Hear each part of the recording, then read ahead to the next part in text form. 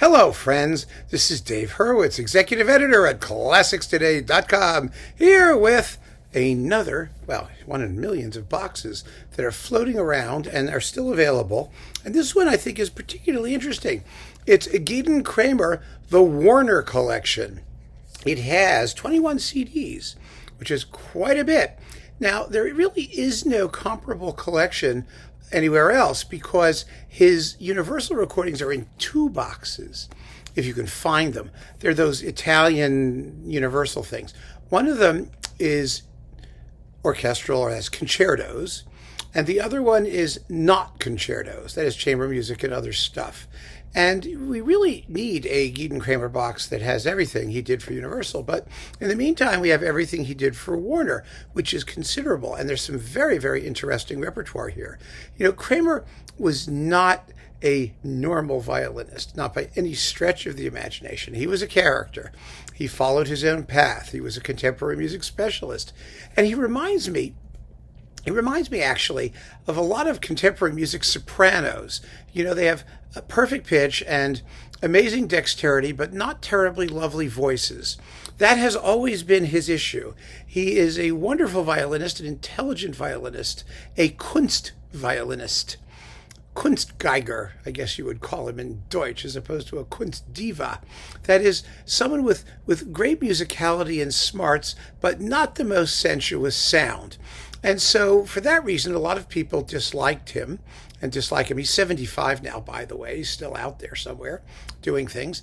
And so you take him like Maria Callas. You know, you like it, you don't like it, but the repertoire is really interesting. The musicality is unfailingly there. Some of the interpretive choices are a little tiny, teensy bit unusual. But let's look at what's in here, and we shall take it from there. You get a little booklet. The booklet, of course, doesn't have track listings. It just has notes, rather brief and unhelpful notes. But then we just take out the 21 CDs from their handy box. These are original jackets. There they are.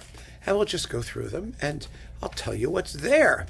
And most of it's quite good. But, we'll talk about it in a second. First, boy, I forgot this even existed.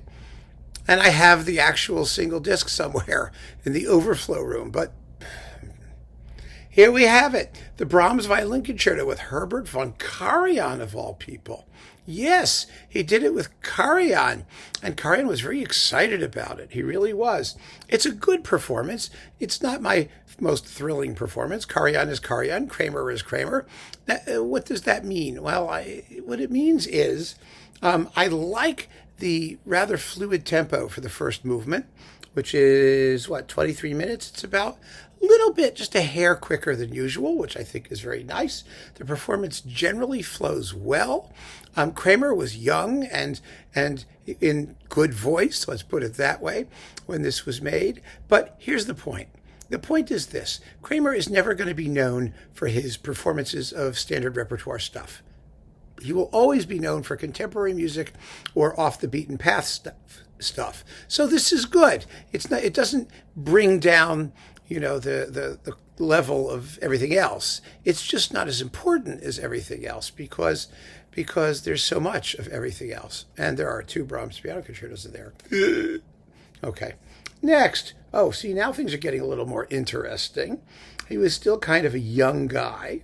And there he is with Andrei Gavrilov doing Weber's Grand Duo Concertant, Hindemith's Violin Sonata in E-flat, Schnittke's Violin Sonata No. 2, and Rossini's Andante with variations in F major. How's that for a weird collection of stuff? You do not find Kremer doing many of the usual violinistic bonbons. And when he does, it's kind of, you'll see where they turn up. But he didn't make fluffy little recital records. All that, everything he did had serious meat and was at least intellectually rather challenging. Even when he's juxtaposing Schnittke with Rossini, which I think is wonderful. I think that's really kind of cool. Then we've got the Schumann Violin Concerto with the Sibelius Violin Concerto with the Philharmonia and Muti. This is a famous record. What's funny about this one is that the Schumann Concerto was something of a Kremer the crayon. No, Kremer specialty. The Sibelius has been done a million times by other people, and it's not bad, but neither Muti nor Kremer were known as Sibelians. And so, you're better off elsewhere in that particular work. But the Schumann is interesting because Muti was a wonderful Schumann conductor and Kremer really loved the work. But things get vastly more interesting later on in his career here. So I just want to see something here. Remember the timing for the finale of the Schumann. It's 8 minutes and 28 seconds. Remember that number. 8 minutes and 28 seconds. So then things start to get unusual. We have the Beethoven Violin Concerto with Harnoncourt. Now you know, because Harnoncourt's involved, it's going to be a little bit different. It's with the Chamber Orchestra of Europe. But more than that, Kremer at this point is not using like Alfred Schnittke's cadenzas like he did before. He's using his own cadenzas, but he's using his own cadenzas based on Beethoven's cadenzas for the piano concerto version of the violin concerto with the piano. So he leaves in the piano and he keeps in the timpani part and he does his own thing for a while, and it's really bizarre. All of which makes this rather unique. Whether you like it or not is a totally other issue. I prefer my Beethoven a little straighter, but that is interesting. I have to give it that. Now we've got Schnittke. The Schnittke stuff is all worthwhile and all interesting and all worth hearing, and Kremer was a passionate advocate of this music, and it's wonderful that he did it all. You have his second violin concerto, and then Stille Nacht, and the Gratulations Rondo, Gratulations, Rondo, I'm right, and the Concerto number 3 for violin and chamber orchestra. These are all with the Chamber Orchestra of Europe with Eschenbach, and they are splendid performances uniformly. And Schnittke can take a little, duskiness to the tone because the music is often horripilating as it is. So what the heck? Then there's this Lis Cinema. This is really an interesting collection of music by Chaplin, Rota, Sergei Dresnin, Dresnin, and Dunayevsky, Astor Piazzolla, Toru Takemitsu, and Deryatnikov and Shostakovich, the Romance from the Gadfly, of course, and Mio, Le Boeuf sur le Toit, the Cinema Fantasie, and Gia Cancelli, and more Nino Rota. And boy, is that a collection. Not your typical film music thing at all, is it? That's what makes Schnittke so interesting. You never quite knew what you were going to get, but it was all very thoughtfully put together. And then we've got Schnittke's Concerto for 3 with Kremer, Bashmet, Rostropovich, and the Moscow Soloists, and his string trio and his minuet for violin, viola, and cello. So it's more Schnittke. And Schnittke Violin Concerto number 1, coupled with the second movement of the Berg Violin Concerto. Don't ask me why. You'll tell me. I'm sure one of you people will tell me why that's there. I have no idea. I didn't when I first heard the record, and I still don't. I mean, presumably it's related to the Schnittke somehow, but it doesn't help. It just doesn't help. All right, then we've got Silvestrov, a whole disc of Silvestrov. His Dedication, which is a symphony for violin and orchestra, wonderful work, and Postscriptum for violin and piano. This is with Vadim Sakharov, piano, and the Müncher Philharmoniker under Roman Kaufmann. This is a really important record. Silvestrov is a major composer, and he's gaining, it seems, a little bit of attention. Slightly. People are paying attention to him more, and that's great. Schumann, this is the one. Piano Concerto in A minor, and the Violin Concerto again, with Argerich on the Piano Concerto, and Harnoncourt conducting. Now remember the 828. Well, now the finale is 12:22. One of the things I have to give Kremer credit for, as I wave these things around, he never repeats himself, even when he repeats himself. When he remakes a piece, he rethinks a piece. He does it completely differently. And I admire that. I think that's really an admirable quality. And he doesn't do it differently for the sake of being different or just to be perverse or to be ridiculous. The very, very measured finale of this of this performance is really kind of revelatory. It gives the concerto much more weight than it normally has. It doesn't sound slow or lackadaisical. It has lots of rhythmic point. I mean, you've got Harnoncourt handling the accompaniment. It's a very, very interesting take on the work. And I think a perfectly valid one. So I think this is very, very interesting, particularly when you can compare it to the Muti recording, which was quite good. So that's kind of fascinating. Then we've got, let's see, what's this thing? Oh, From My Home, that home being Latvia.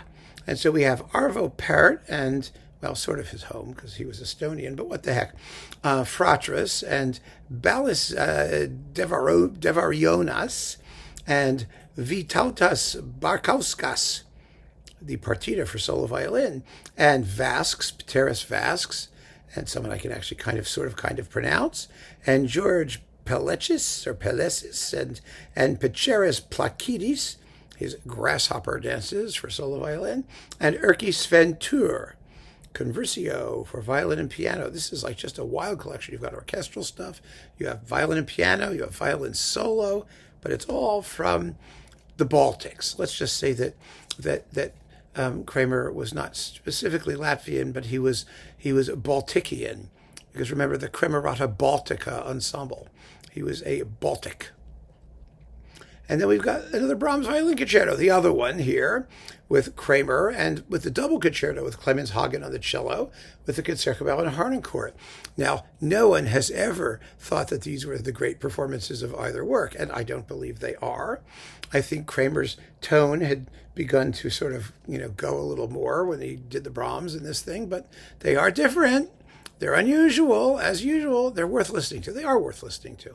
You know me, I don't like difference for its own sake, but these are very, very intelligent artists, and they're doing things in a way that I think makes what they're doing worth hearing, even if you don't particularly care for it or return to it all that frequently.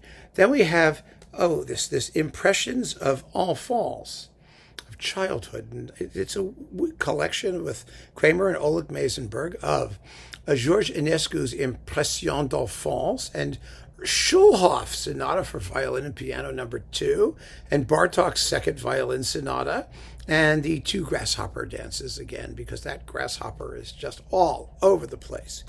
I mean, where is an insecticide when you need one? And what's this one? Out of Russia. Well, that's topical, isn't it?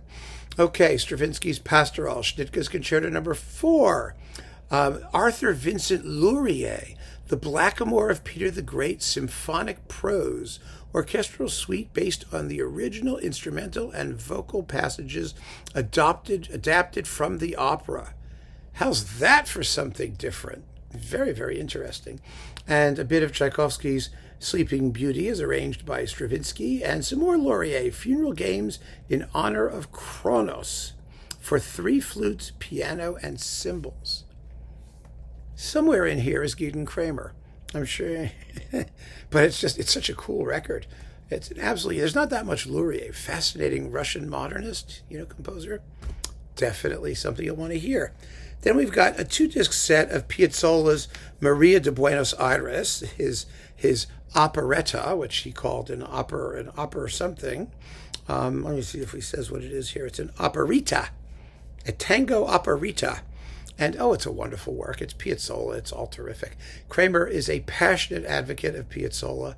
I think it's wonderful. I think he plays Piazzolla supremely well. One of the nice things about Piazzolla is that you can dirty your tone a little bit. It can be a little smarmier and scrapier, and it suits the music perfectly well. So it was ideal for Kremer at that phase in his career. So Maria de Buenos Aires is wonderful, and this wonderful disc of Pteris, another wonderful, I say wonderful too many times, Pteris Vasks, Distant Light, Concerto for Violin and String Orchestra with his Symphony for Strings, Voices, beautiful disc, lovely disc. Absolutely fascinating, because no one else is going to do it. And then we've got Tango Ballet by a Piazzolla disc. You've got his Tango Ballet for violin and string orchestra, and then the Concierto del Ángel for violin, bandoneon, double bass, piano, and string orchestra, and then Tres Piezas para Orquesta de Cámara for piano and string orchestra. Wonderful. With Kremer, Lilia No, Lila, not Silverstein. I'm wrong. I'm just off the top of my head. Kremer, Lila. Oh, I shouldn't even try. Zebrunitya and Marta something and Alo Vadim's things and Rolf Gupta and the Kremerata Baltica. Thank God. Why are they doing this to me? And then we've got this wonderful Britain disc. I remember getting this. This was on Erato. Oh, yeah, there it is. It's still on Erato. You get Britten's Young Apollo and the double concerto in B minor for violin, viola, and orchestra. And 2 portraits and his Sinfonietta with Yuri Bashmet. This is a terrific disc with Kent Nagano and the Halle Orchestra. Fun, fun, fun. Finally, the Berlin Recital. 2 discs. It's Argerich and Kremer doing Argerich and Kremer things. You have the Schumann Second Violin Sonata, the Bartok Sonata for Violin Solo, Schumann's Kindersehnen with Argerich, the Bartok Violin Sonata number 1, and then 2 Fritz Kreisler encores. Oh my God, the Liebeslied and Schön Rosmarin. You must be kidding. With Kremer and Argerich. That's as close to Kreisler as Kremer ever got, and fortunately he didn't get closer. So there you go. That is the 21-disc Kremer Complete Warner Edition. I think that this is just marvelous stuff. It has so much unique repertoire, and it's played with unflagging sympathy. All of the supporting cast is terrific, and it's cheap, relatively cheap for 21 CDs. What can I tell you? He's a violinist like no other. He deserves the attention. He deserves your attention. So keep on listening, friends. Thanks for joining me. Take care.